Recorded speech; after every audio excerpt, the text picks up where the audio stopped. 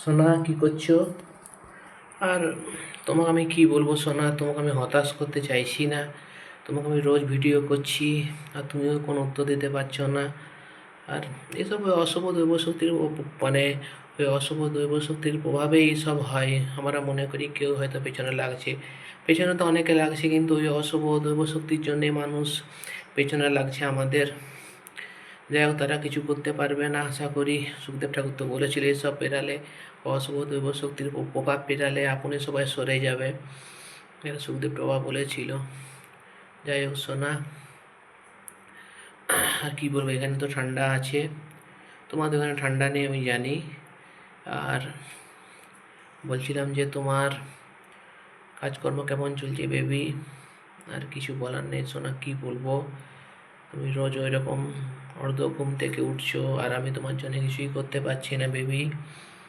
আর কি করবো সোনা, কিছু করার নেই। আমাদের মনে মিলন হবে না সোনা কোনো দিনই, এটাই তো আমার মনে হচ্ছে। তুমি আর আমার আশা ভরসায় বসে থাকো না সোনা। আর তোমার তো বয়স বাড়ছে, আমারও বয়স বাড়ছে, তুমি আমার আশা ভরসায় আর বসে থাকো না সোনা। তুমি সংসার করে নাও, আমি তোমাকে এটা কী করে আছি ছাড়া কোনো আর অন্য কোনো পথ তো নেই। আর অন্য কোনো কী পথ আছে? আর তো অন্য কোনো পথ নেই না সোনা।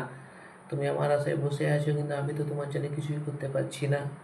তুমি সংসার করলে শান্তি পেতে আর কি, ভবিষ্যতে তোমায় কে দেখবে যখন তোমার বয়স বেড়ে যাবে সোনা? তোমার দাদা তোমার ভাইরা যে তোমাকে দেখবে না সেটা তো আমি ভালো করে বুঝতে পারছি। তো তুমি তোমার একটা গতি করলে ভালো হতো সোনা। তুমি আমাকে আমার অবস্থায় ছেড়ে দাও সোনা, যা করে লোকনাথ বাবা করে। কি বলবো সোনা,